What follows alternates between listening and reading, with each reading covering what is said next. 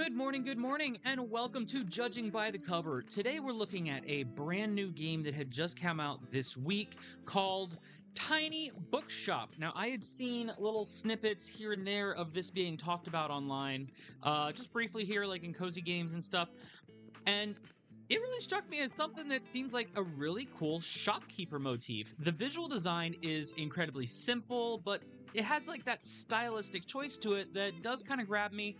It does it scratches that itch where it's like it's a simple 3D shaded graphic, but it gives you control over the 3D space in which you make this little traveling cart into a bookshop.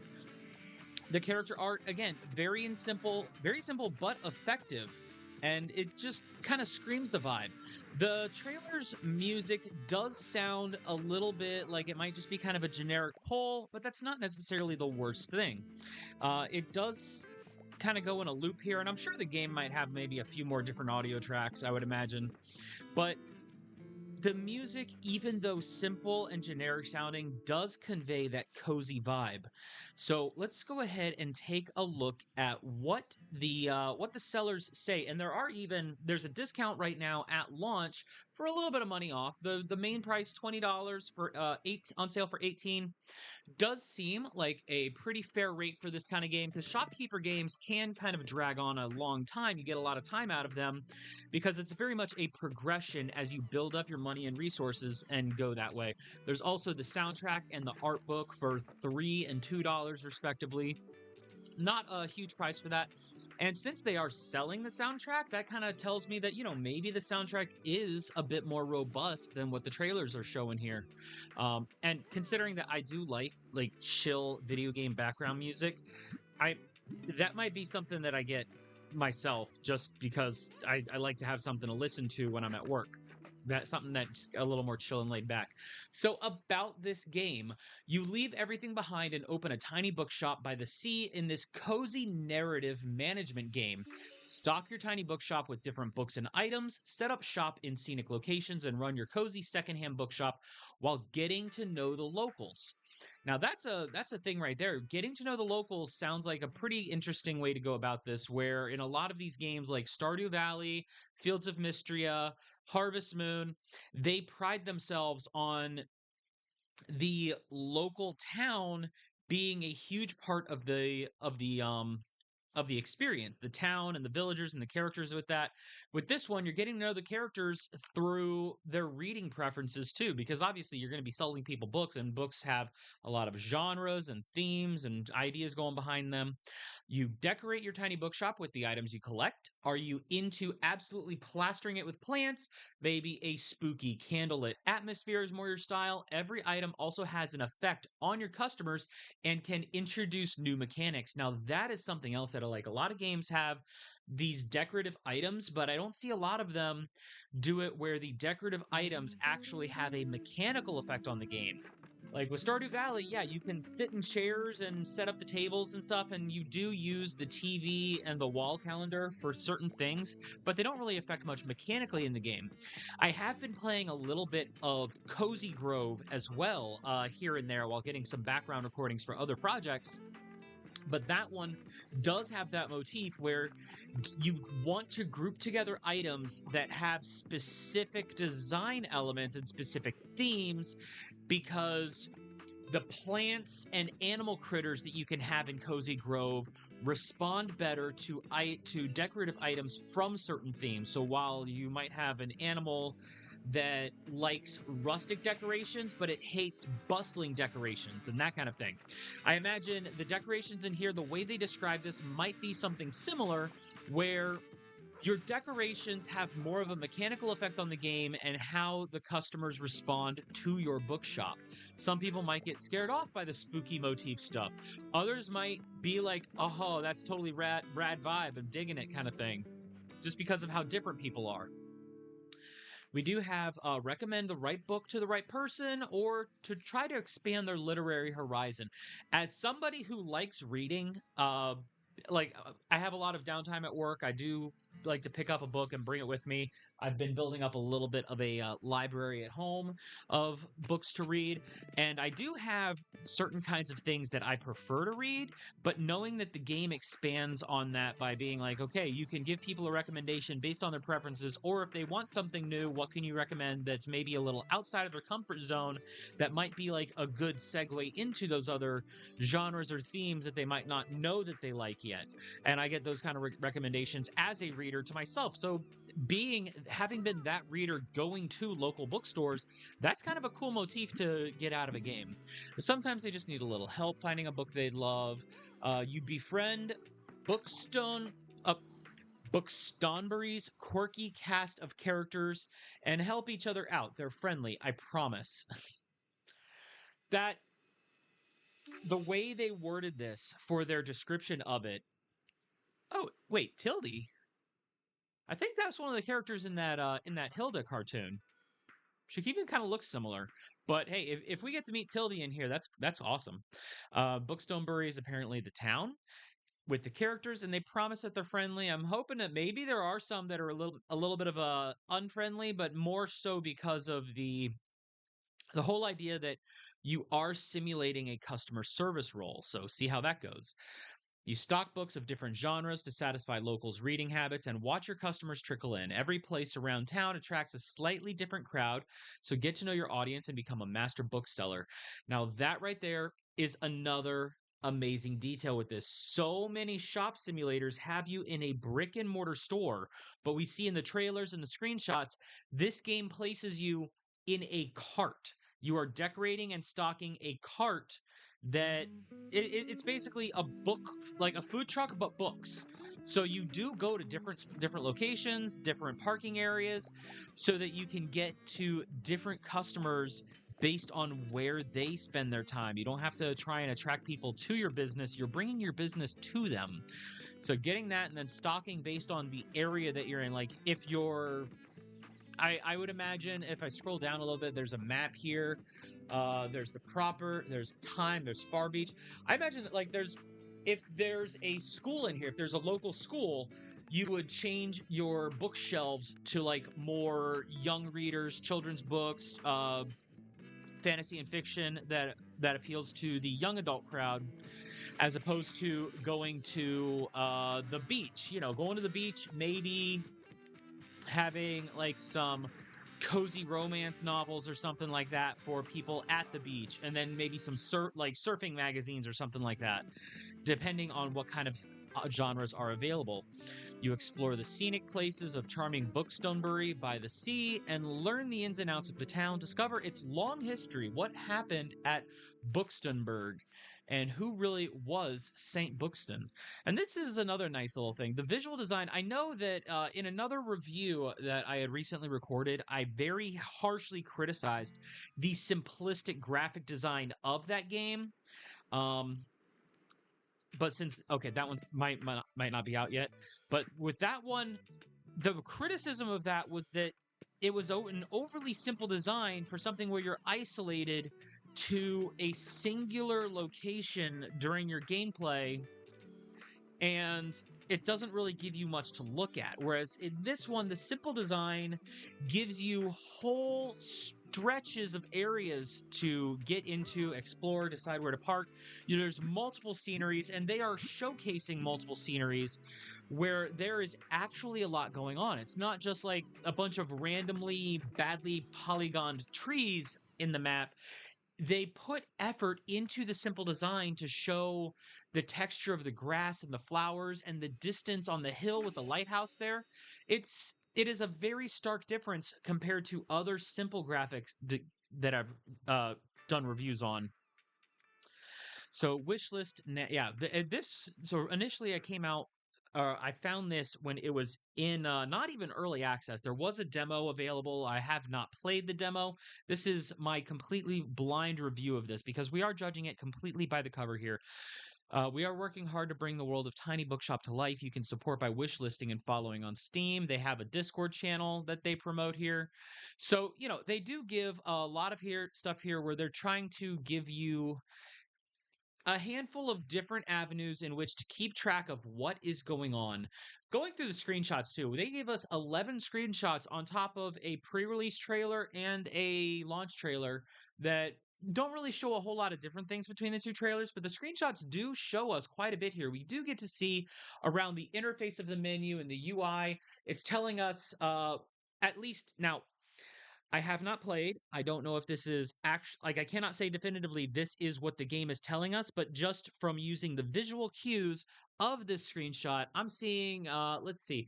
We do have a few menu options on the bottom here. On the right, I'm guessing these are your inventory numbers for books of certain genres.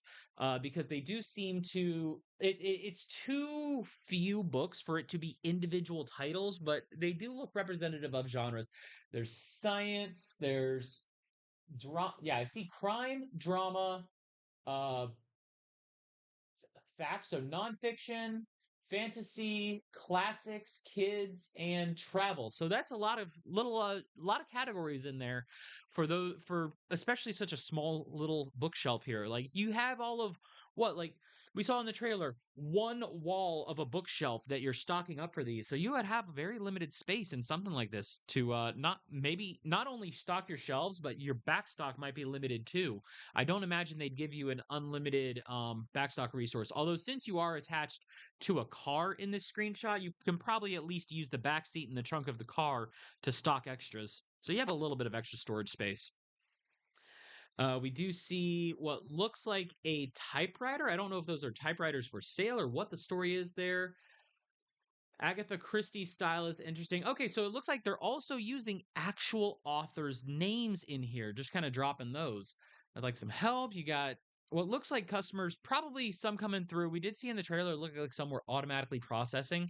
Other ones, you might have more of a direct communication with direct interaction, which I've also seen that in TCG Shop Simulator, which was kind of interesting. Like most people come through and you do have to manually check them out in that game, but at the same time, somebody might come up to the store counter to ask about a trade or trying to sell their card. Whereas in this one, you got people coming to your counter, maybe needing a recommendation, looking for something in certain genre, or if they're trying to get maybe there's encounters where they want to buy a gift for somebody, so you have to use those clues to be like, okay, here's the kind of thing that that person would probably appreciate. A lot of really cool motifs to add to that customer service angle that I have seen in some games, but you don't see in a lot of games. We do have another nice shot here with the lighthouse in the background, like we saw in one of the screenshots down in the description. The lighthouse, like I said, this is the one I used to showcase like the visual design being simple yet effective and evocative. Like it is pleasant to look at. I can actually see like, oh yeah, people walking by, a morning jogger coming out here, the lighthouse in the background. It's very distinct. You have a lot of things to appreciate with the design of the town and the setting that you're in. We do have oh wow, we actually do get straight up book titles like Treasure Island over here. Do you got anything new in? I want a book with a coming of age plot line. I really don't like scary stuff though. So it seems to be that one again. Oh, it even gives you some facts on the books itself. I wonder how many books, like how many actual titled real world books they put in here. I would also wonder like the legality of using those. Although something written in 1880, surely something like that is in public domain right now. So using those titles in there is probably absolutely fine. And some things, maybe it could be seen as a way to promote those authors and those works in cases where maybe they do need uh, permission or something to use likeness and whatnot. But we do see our bookshelf. We have to actually like looks like they had to click through to find specific titles while helping a customer so you can and then you can either reject it or tell them, yeah, here you go. We do see rain happening in this. So weather effects is so that's something that can affect business for any kind of a street side thing. I have to wonder like what kind of risk there is to the merchandise with this kind of thing. Like you still have your table and your sign out here in the rain. I have to wonder how that affects your boxes and everything.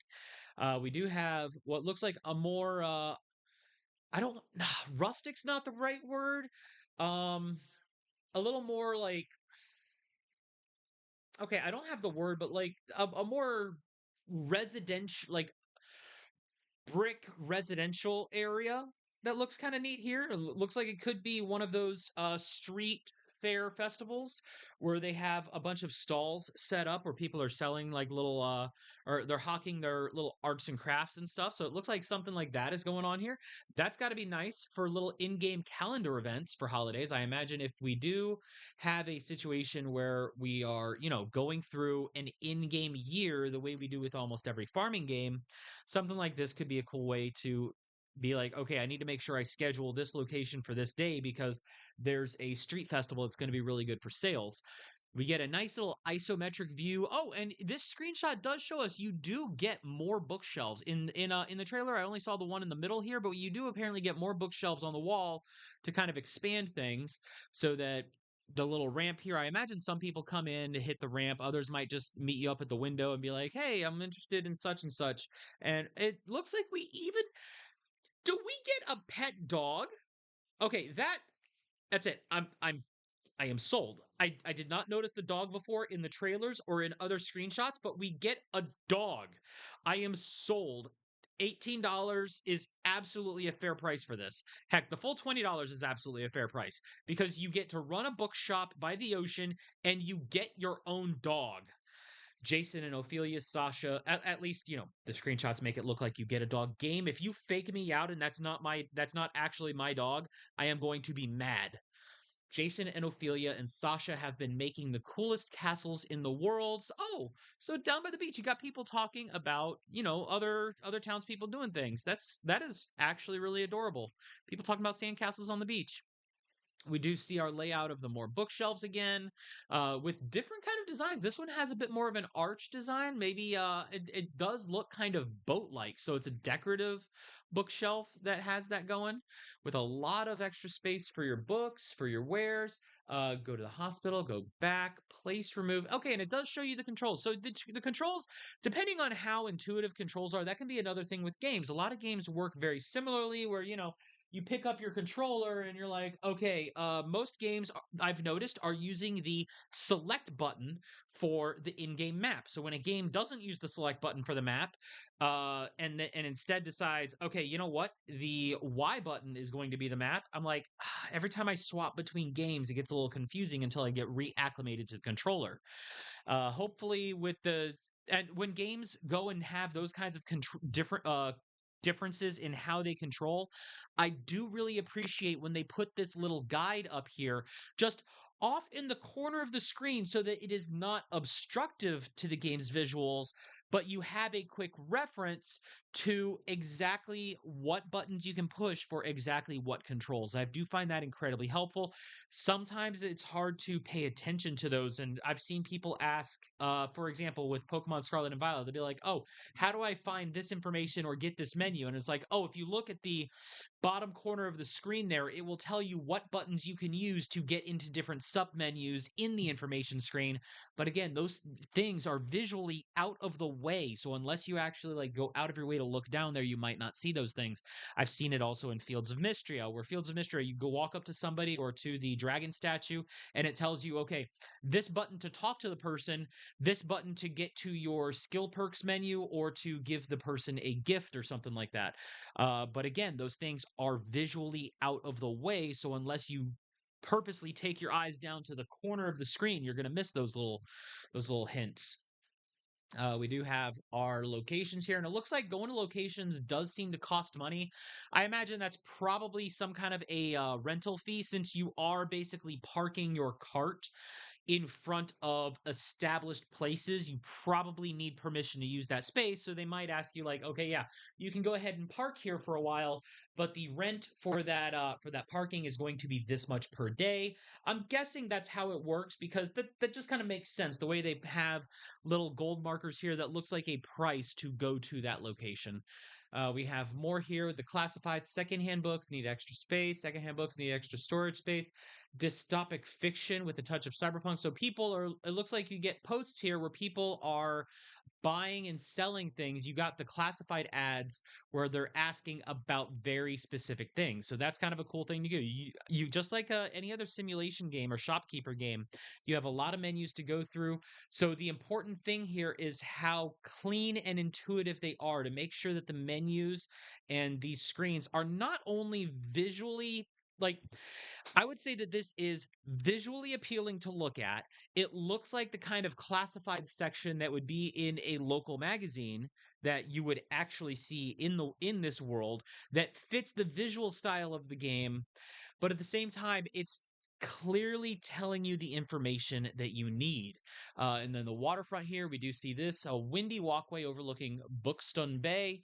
Come by, listen to the waves. Find Walt to buy his latest catch. Okay, so we have a fish seller here. Fish market on Wednesdays. So that fish. So if there's a Wednesday, that tells you, hey, there's a weekly event here. That might be a good time to set up shop because there's going to be extra foot traffic.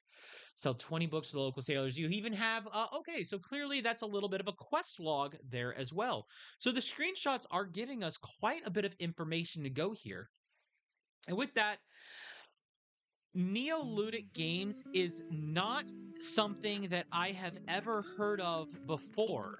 Um, but from what I'm seeing here, the visual design, it is simple but clean, evocative. Like I said before, I do really like its layout, its structure, its environments. The music is nice and relaxing. Like I said, the soundtrack might actually be worth picking up. I might have to look into that once I go and get this because I am ranking this based only on the Steam store page. I'm ranking this a 10 out of 10. The $18 on sale, $20 full price does seem fair because I know Stardew Valley is what, 15 to 20 and gives you a lot of potential gameplay out of it. This one in that similar vein looks like you could get a lot of gameplay just kind of losing yourself in the time and the gameplay loop of, selling the books, earning money, and getting to the next upgrade for your little shop that might not even really upgrade the space that much, but with as much as you can customize and decorate your little cart, it it's the kind of game that looks like it feels good, and it looks like it's all about that sense of community and bonding with the characters while you're also getting that gameplay progression loop. Hopefully, the progression loop is not overly grindy, but not overly simple, where you can just kind of find a simple trick with like 5 minutes of looking into the mechanics and be like, okay, this is how we break the game. I have seen some games that do that really well, other games that are like, okay, the mechanics make sense, but there's way too much grind to actually get to those points. Granted, of course, this is the store page. I can't see from the store page if the game is like either of those examples. Hopefully, it's not too exploitable because my personal playstyle when it comes to games is I have a bad habit of finding things to exploit to maybe not completely min max the game the way some people do, but I do kind of find some tips and tricks just kind of through reading the interactions and everything and being like, oh, so if I do this and this and this, I get like this kind of output. So, I like games that have those, but at the same time, I don't necessarily want them to be too easy if I were to go and do a first playthrough of this. But that said, like I said, 10 out of 10 for this. I am drastically digging what they present here. And once this review is up, yeah, I think we're probably going to be buying this. I am going to be about $20 poorer. But again, it's $20 for something like you can go out and buy a movie ticket and a popcorn and spend a lot more than $20.